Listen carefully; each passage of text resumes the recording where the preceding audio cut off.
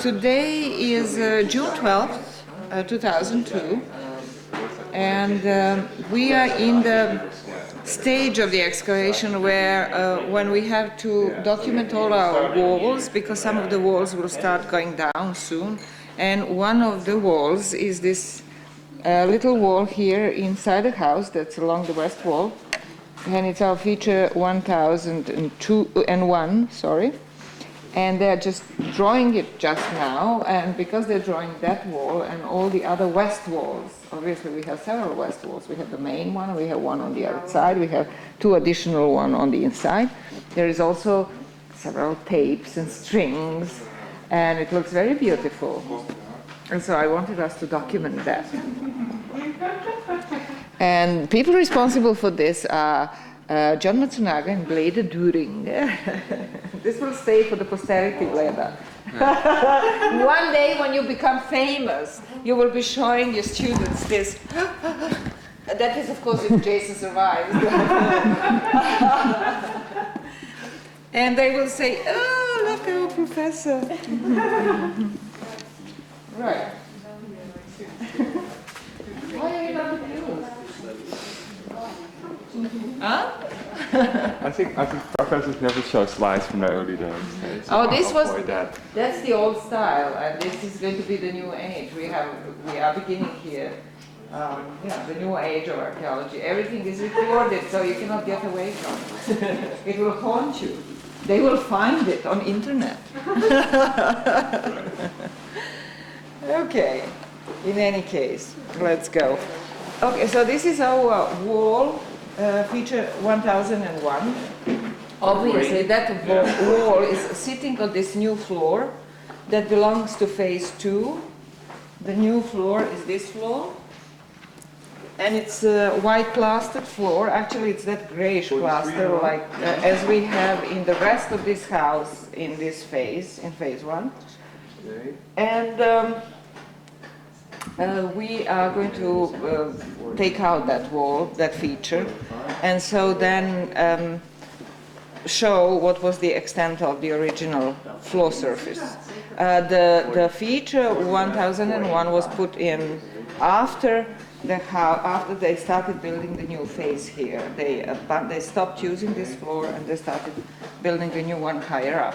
Now the bins in the very corner, northwest corner of the building, are also from one floor phase before, but they are, I think they still belong to phase 2. They just don't belong to this floor, but a floor that was a little above it, which was not preserved, and therefore we could not clean it and have it right now.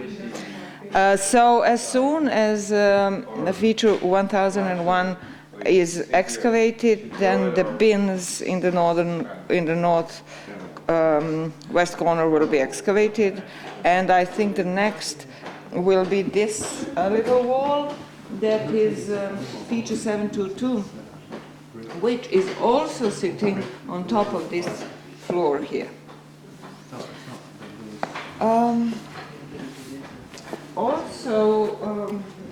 The oven in the southwest corner of the building is completely clean now. The upper oven floor has been removed, and now we are looking at the earlier oven floor, which could be its original very first floor, and which would mean that under this we don't have any more oven floors, which would make sense because this oven is now connected to phase 1 of the building. Even though we have several floor sub-phases below this floor phase, this oven could have been used with all of those, or we will see if it was different.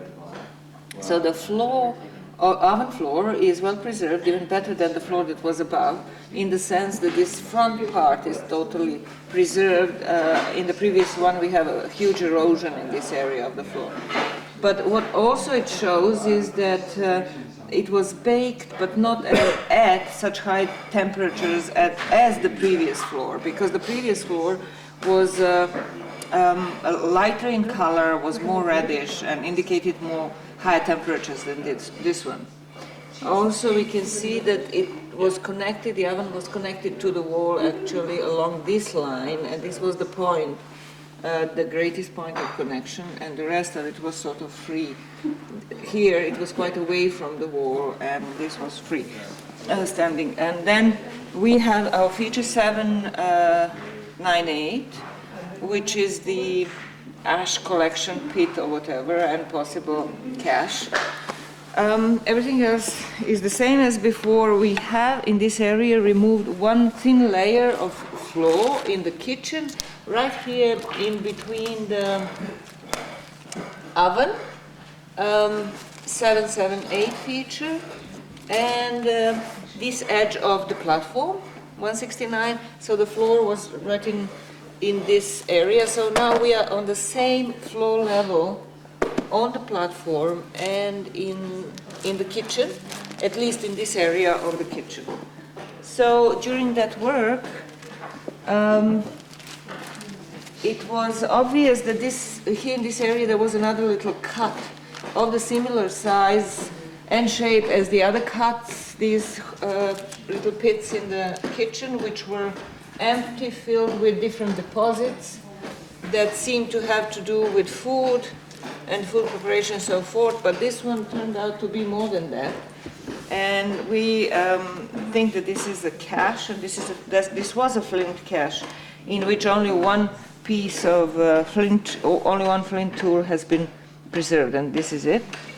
Not preserved, but I mean left behind. The rest of it, they certainly must have had more of them were taken out.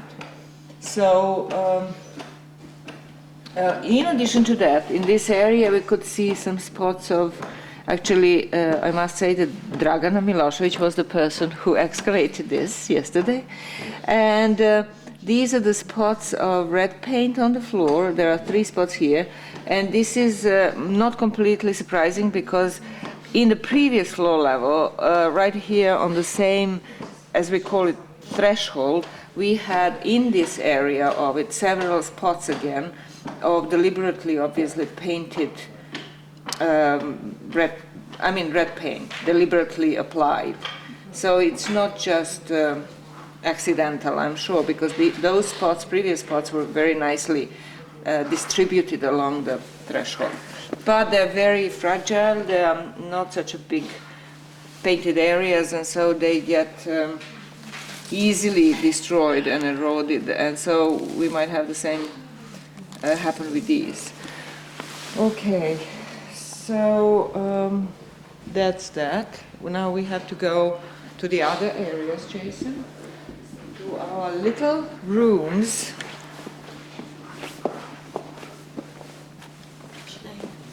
Yeah.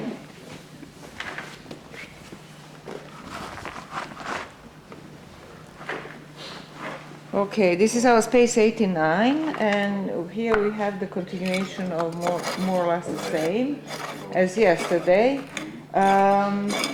except that now Tanya is digging in the, what is that? In the northeast corner, and in these drier deposits, soil deposits, and harder soil deposits, in which we don't have much. Right, Tanya? What are you finding in there? One mini clay ball. And a part of a human skull here, but just... Part of human skull? Yeah, it was not associated with any unit or feature, just... How big was it? That big. Just one part. Okay, so did you take that out? Oh yes, the point, and it is an X-find. Okay. So now what is this? Oh, you have a huge bone over there next to the wall. Okay, so the situation here is we are still thinking the same, right? Yeah. We are still thinking that these are the remains, the bottom remains are remains of an earlier building, and the stuff on top is the later building. But what we are trying to do is to go deeper down in this eastern wall area before we, to make sure that that was the case. Because the wall that we can see on that side is sloping towards the south, and it seemed to be the wall of this top building. And if that is so, then we have to make sure that it is part of the stop-fill building and not part of the lower, earlier building. So what do you think now, Tanya? Do you think that It goes down. that goes down and we can see it plasters? Yes, Yeah. this is the face. Which is very nice, because we didn't have any plasters in the upper part of that wall. Yeah, so the situation here is not clear yet completely, what's what, but... Right? Or do you have... No, nothing different. And this is, in this part the soil is darker. It's gray and it's quite strong. And here it is yellowish beige. It differs in color. But nothing special so far. So it seems as though they divided it almost in half. And in this half there was certain type of deposits. And in this western half it was more bricky material. That's possible. Okay.